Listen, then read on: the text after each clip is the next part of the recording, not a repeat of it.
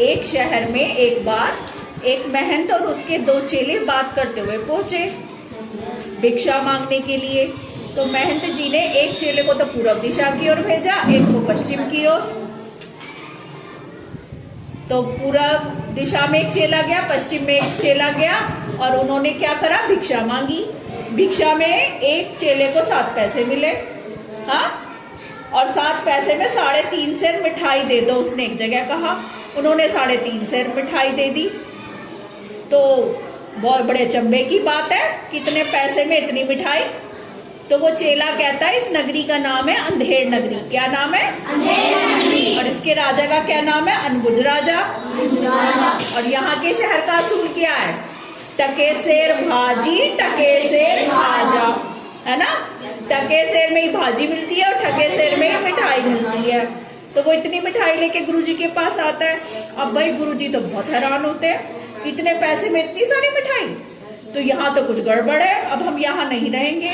लेकिन जो उनका चेला होता है गोवर्धन दास, वो कहता है कि इतने पैसे में तो गुरुजी का ही पेट भी नहीं भरता और यहाँ तो हमें मजे के खाने के साथ साथ मिठाई भी मिल रही है, हाँ, तो मैं तो यहीं रहूंगा। गुरुजी क्या करते हैं, उसे बहुत समझाते हैं। क्या समझाते हैं? भाई तो संकट में पड़ जाएगा तो यहाँ रहेगा तो, लेकिन वो मानता ही नहीं और कहता है मैं तो यहीं रहूंगा, अब मैं यहाँ से नहीं जाने का। ठीक है, कुछ देर बाद राजा के पास ऐसे कुछ दिन बीतते हैं और राजा के पास एक अजीबो गरीब क्या आता है, मुकदमा। क्या आता है? मुकदमा क्या होता है?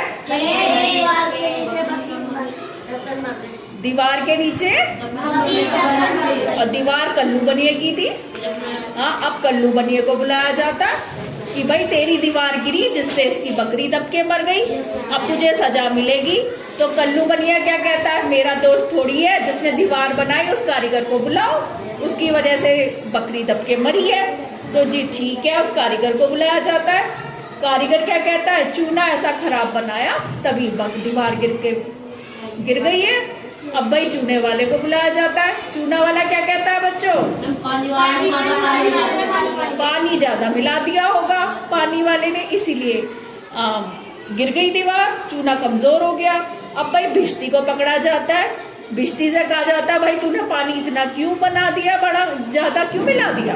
तो भिश्ती क्या जवाब देता है कि मुझे तो कसाई ने बड़ी मस्क बेची जिससे पानी ज्यादा निकल गया। अब जी उस किसको बुलाया जाता है, कसाई को। हाँ, किसको बुलाया जाता है, कसाई को। अब कसाई क्या कहता है कि मुझे तो बड़ी भेड़ बेच दी थी, उससे मस्क बड़ी बन गई। तो अब किसे बुलाया जाता है,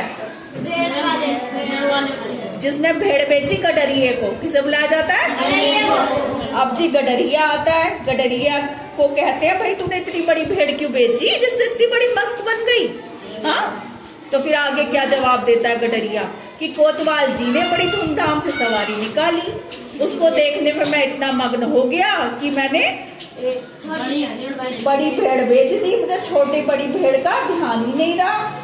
हाँ, तो भाई कोतवाल जी को बुलाया जाता है। भाई तूने इतनी धूमधाम से सवारी क्यों निकाली कि वो उसने गलत फहमी में आके बड़ी भेड़ बेच दी कसाई को, जिससे बड़ी मस्क बन गई। तो कोतवाल जी कहता है इसमें मेरा तो कोई दोष नहीं, मुझे बचाओ, मुझे कुछ मत कहो। अब महाराज जी क्या कहते हैं, भाई इसकी बकरी दब के मिली है, सजा तो तुझे मिलेगी, अब तुझे फांसी की सजा दी जाती है। तो जब गोवर्धन दास को ये पता चल रहा होता है, वो एक मिठाई की दुकान पे मिठाई खा रहा होता है। वो कहता है बड़ी अजीब कहानी है इस देश की, यहाँ कसूर किसका और सजा किसी और को मिलती है, पर हमें क्या, खाओ पियो मस्त रहो। हाँ, और मस्त पड़े रहो, जो होता है होने दो। वो फिर भी मिठाई खाकर खूब मोटा हो गया, अब तो मजा ही मजा है मेरा तो यहाँ पर। तो कुछ देर बाद क्या वो देखता है कि सिपाही आकर उसे पकड़ रहे होते हैं। सिपाही किसे ले जा रहे होते हैं, गोवर्धन दास को। तो भाई वो बड़ा हैरान कि मैंने क्या बिगाड़ा है जो मुझे ले जा रहे हो। कह रहा है चलो तुम्हें राजा ने बुलाया। जब वो जाकर देखता है तो क्या सीन बनता है, वो सीन बनता है कि कोतवाल जी को तो फांसी का हुक्म दिया जाता है, पर जो फांसी का फंदा बनता है वो कोतवाल जी की गर्दन में फिट नहीं आ रहा होता। तो जब कोतवाल जी की गर्दन में फिट नहीं आ रहा होता, कोतवाल जी दुबले हैं, तो राजा कहते हैं अब सजा तो मिलनी है, तो किसी मोटे आदमी को पकड़ लो, उस मोटे आदमी की गर्दन में फांसी का फंदा फिट आएगा, सजा उसको देंगे, तो सजा तो मिलेगी ही जब बकरी मरी है दीवार गिरकर। तो इसलिए आपको ले जा रहे हैं। तो वो कहता है अरे बड़ा अंधेरा है यहाँ, तो वो गुरुजी को याद करता है अपने कि गुरुजी ने उससे कहा था, क्या कहा था गुरुजी ने? हाँ, उसने तब तो बात सुनी नहीं, अब गुरुजी को याद कर रहा होता है। तो और पछताता है कि काश मैंने गुरुजी की बात सुन ली होती, मान ली होती, तो आज ये नतीजा तो नहीं निकलता, आज मुझे उसी कसूर का फल मिल रहा है।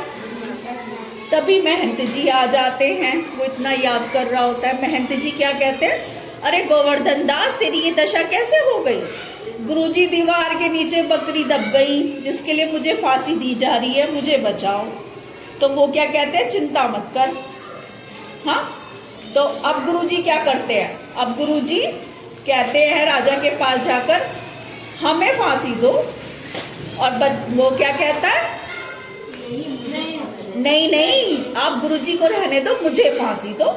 अब भाई राजा कहता है ये क्या गोलमाल है कि दोनों कह रहे हैं कि मुझे फांसी दो, मुझे फांसी दो। फांसी लगने में ऐसी क्या अच्छी बात है कि दोनों फांसी लगवाना चाहते हैं? लेकिन भाई वहां शिष्य क्या कह रहा होता है, मुझे फांसी दो, और वो क्या कह रहे होते हैं, महंत जी नहीं मैं बूढ़ा हूँ, मैं ही फांसी पे चढ़ूंगा और कोई चढ़ेगा ही नहीं, मेरा शिष्य तो चढ़ेगा ही नहीं। अब राजा को क्या लगता है कि कुछ गड़बड़ है, कोई बात है जिसे मुझे छुपा रहे हैं। तो वो जानने की कोशिश करते हैं कि महंत जी आखिर ऐसी क्या बात है कि आप फांसी पर चढ़ना चाहते हो अपने शिष्य की बजाय। तो क्या कहते हैं, जो इस शुभ घड़ी में मरेगा ना वो कहाँ जाएगा, स्वर्ग में, सीधा स्वर्ग में जाएगा, तो फांसी पे तो हम ही चढ़ेंगे।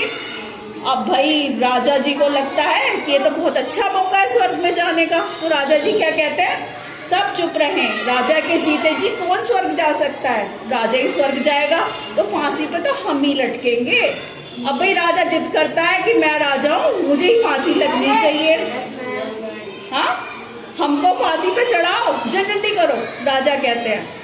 तो बस इस कहानी से क्या सबक मिलता है, क्या सबक मिला कहानी से कि राजा में बुद्धि ही नहीं, सही गलत की पहचान ही नहीं।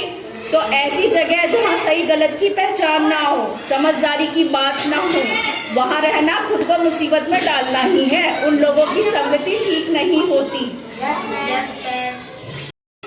तो बच्चों इस कहानी से क्या सबक मिला कि राजा में बुद्धि नहीं थी, कि राजा को समझदारी नहीं थी, समझ नहीं थी, उसे सही गलत की बात का ही नहीं पता, उसे यही नहीं पता क्या सही है क्या गलत है।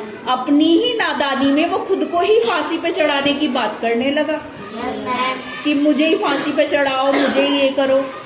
तो मतलब हमें जो बेवकूफ लोग होते हैं ना, कम अकल लोग होते हैं, समझदारी जिनमें नहीं होती है, तो इस कहानी से शिक्षा मिलती है उनकी संगति भी ठीक नहीं होती।